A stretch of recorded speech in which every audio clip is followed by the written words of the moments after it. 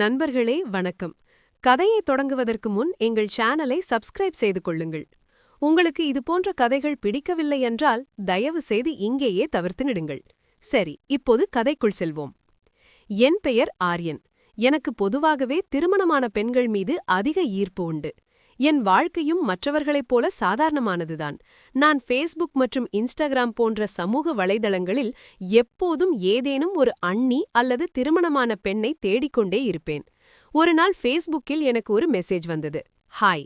நான் பதிலுக்கு ஹாய், நீங்கள் யார் என்று கேட்டேன். மறுமுனையிலிருந்து ஒரு கேள்வி வந்தது. உங்களுக்கு திருமணமான பெண்களைத்தான் அதிகம் பிடிக்குமா? நான் ஆமாம் என்று பதிலளித்தேன்.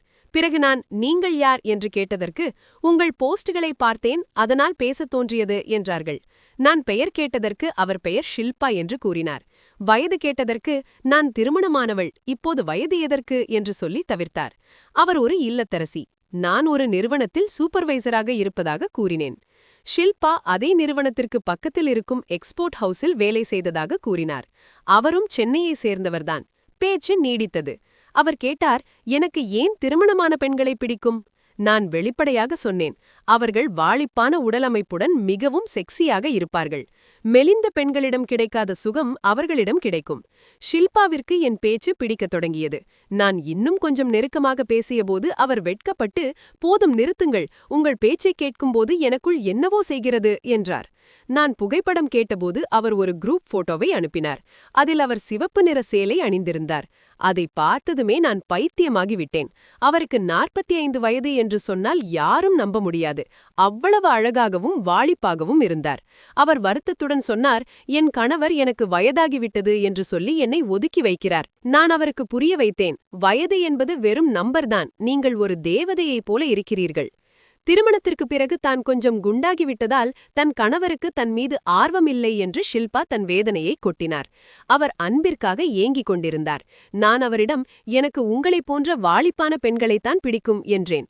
இறுதியில் அவர் மறுநாள் இரவு என்னை அவர் வீட்டிற்கு அழைத்தார். அவர் கணவர் நைட் ஷிஃப்டிற்கு சென்றிருந்தார். மகன் வெளியூர் சென்றிருந்தான். மறுநாள் இரவு 9 மணிக்கு நான் அவர் வீட்டிற்கு சென்றேன். சிறிய வீடுதான், ஆனால் தனிமை இருந்தது. ஷில்பா என்னை பார்த்ததும் கொஞ்சம் பயந்தும் வெட்கப்பட்டும் இருந்தார். நான் அவரை இழுத்து என் அணைப்பிற்குள் கொண்டு வந்தேன். அவர் வேண்டாம், வெட்கமாக இருக்கிறது என்றார். ஆனால் அவர் என் மடியில் அமர்ந்து கொண்டார். அவரது அழகை பார்த்ததும் என் காமம் கிளர்ந்தெழுந்தது.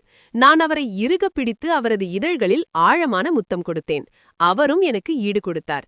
அவர் கேட்டார், நிஜமாகவே உனக்கு என்னை பிடிக்கிறதா? நான் அவர்தான் எனக்கு மிகவும் கவர்ச்சியான பெண் என்று உறுதியளித்தேன். அவரது சிவப்பு சேலைக்குள்ளிருந்து தெரிந்த அங்கங்கள் என்னை நிலைகுலைக்க வைத்தன. நான் அவரது கழுத்தில் முகம் புதைத்து அன்பு செலுத்தினேன். அவர் அனுமதி அளித்தபடி சொன்னார், ஆர்யன், நான் உனக்காக மட்டுமே இருக்கிறேன். உனக்கு எவ்வளவு சுகம் வேண்டுமோ அவ்வளவு எடுத்துக்கொள். அதன் பிறகு நான் ஒரு நிமிடம் கூட வீணாக்காமல் அவரை அணைத்துக் கொண்டேன். நாங்கள் இருவரும் எங்களை மறந்து ஒருவருக்குள் ஒருவர் தொலைந்து போனோம்.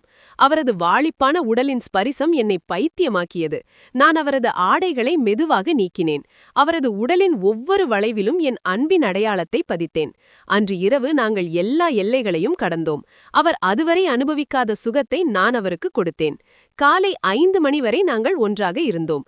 கிளம்பும்போது அவர் என்னை மீண்டும் அணைத்துக் கொண்டு சொன்னார், வாரம் முழுவதும் என் கணவர் நைட் ஷிஃப்டில்தான் இருக்கிறார். நீ தினமும் வா. நாளையிலிருந்து நீதான் என் கணவன். நான் அவருக்கு ஒரு கடைசி முத்தம் கொடுத்துவிட்டு மகிழ்ச்சியுடன் வீடு திரும்பினேன். முதல் நாள் இரவின் அந்த சந்திப்பிற்கு பிறகு ஆர்யன் மற்றும் ஷில்பா இருவருக்கும் ஒருவர் மீது ஒருவர் இருந்த தாகம் அதிகரித்தது. ஷில்பா வாக்களித்தபடி மறுநாள் இரவு சரியாக 9 மணிக்கு ஆர்யன் அவர் வீட்டு வாசலில் நின்றார். இந்த முறை ஷில்பா ஒரு கருப்பு நிற மெல்லிய டிரான்ஸ்பாரண்ட் சேலை அணிந்திருந்தார். அதில் அவரது வாளிப்பான உடலும் வெண்ணிற மேனியும் மின்னல் போல ஜொலித்தன. அதை பார்த்ததுமே ஆர்யன் சொன்னார், ஷில்பா, இன்று நீ என்னை உயிரோடு விடமாட்டாய் போலிருக்கிறது. ஷில்பா மெலிந்த சிரித்துக்கொண்டு, நேற்று வெறும் ஆரம்பம்தான் ஆர்யன், இன்று நீ என் மொத்த தோட்டத்தையும் உழ வேண்டும் என்றார். ஆர்யன் தாமதிக்காமல் அவரை பின்னாலிருந்து அணைத்துக் கொண்டார். ஷில்பாவின் பட்டு போன்ற கூந்தலின் மனம் ஆர்யனை மயக்கியது. அவர் ஷில்பாவின் கழுத்தில் முத்தம் கொடுத்தபோது ஷில்பாவின் உடலில் ஒரு நடுக்கம் பரவியது. ஆர்யன், ப்ளீஸ், அவசரப்படாதே, இன்று என்னை உன் அன்பில் முழுமையாக கரையவிடு என்று முணுமுணுத்தார். ஆர்யன் அவரை தூக்கிக் கொண்டு நேராக பெட்ரூமிற்கு சென்றார். அங்கு மங்கலான வெளிச்சத்தில் ஷில்பா ஒரு சிலை போல அழகாக தெரிந்தார். ஆரியன் அவரது சேலை தலைப்பை மெதுவாக நழுவ வைத்தார். ஷில்பாவின் மூச்சுக்காற்று வேகமெடுத்தது. இத்தனை ஆண்டுகளாக தனது கணவரிடம் கிடைக்காத அந்த சுகம் இன்று ஆரியனின் கண்களில் தெரிந்தது. ஆரியன் அவரது உடலின் ஒவ்வொரு அங்கத்திலும் தனது இதழ்களால் ஜாலம் காட்டத் தொடங்கினார். ஷில்பாவின் வாயிலிருந்து வந்த மெல்லிய முனங்கள் சத்தங்கள் ஆரியனின் உற்சாகத்தை அதிகரித்தன. ஆரியன் அவரது பிளவுஸ் ஹூக்குகளை ஒவ்வொன்றாக கழற்றியபோது ஷில்பா வெட்கத்தில் கண்களை மூடிக்கொண்டார். ஷில்பா, உன் இந்த அழகு எந்த ஆளையும் பைத்தியமாக்கும். உன் கணவன் உண்மையிலே கொடுத்து வைக்காதவன் என்றார் ஆரியன். ஷில்பா ஆரியனை தன்னுடன் இழுத்து அவர் இதழ்களை தன் இதழ்களில் சிறைப்பிடித்தார். அன்று இரவு இருவரும் காமத்தின் அனைத்து எல்லைகளையும் கடந்தனர். ஷில்பாவின் வாளிப்பான உடல் ஆரியனின் ஒவ்வொரு ஸ்பரிசத்தையும் ரசித்தது. ஆரியன் அவரை படுக்கையில் கிடத்தி அவரது இடுப்பில் கைகளை ஓட்டியபோது ஷில்பா உணர்ச்சி வசப்பட்டு சொன்னார், ஆரியன், போதும், இதற்கு மேல் என்னால் தாங்க முடியாது. என்னை உன்னுடைய வரிதையாக்கிக்கொள். அந்த இரவின் ஒவ்வொரு மணி நேரமும் காமத்தாலும் அன்பாலும் நிறைந்திருந்தது. இரவில் 2-3 சுற்றுகள் முடிந்த பிறகு இருவரும் ஒருவர் கையை ஒருவர் கோர்த்து கொண்டு படுத்திருந்தனர். ஷில்பா ஆரியனின் மார்பில் தலை சாய்த்து சொன்னார், பெண்ணாக இருப்பதின் உண்மையான இன்பம் என்ன என்று இன்றுதான் எனக்கு தெரிந்தது. நீ என்னை மீண்டும் உயிர் பெற செய்துவிட்டாய். காலை 4 மணி ஆனது. ஆரியன் கிளம்ப தயாரானார். ஷில்பா அவரை தடுத்து இறுதியாக ஒருமுறை கட்டியணைத்து சொன்னார், இன்னும் 5 நாட்கள் பாக்கியிருக்கிறது. மறந்துவிடாதே. உனக்காக சிறப்பான உணவையும் என் உடலின் இந்த செல்வத்தையும் திறந்து வைத்திருப்பேன். ஆரியன் புன்னகையுடன் கதவை சாத்திவிட்டு வீடிறங்கினார். அவர் மனதில் இன்னும் ஷில்பாவின் அந்த வாளிப்பான உடலின் ஸ்பரிசம் பசுமையாக இருந்தது. நண்பர்களே, 2ஆம் பாகத்தில் இன்னும் சில அதிரடியான ரொமான்டிக் காட்சிகள் உள்ளன.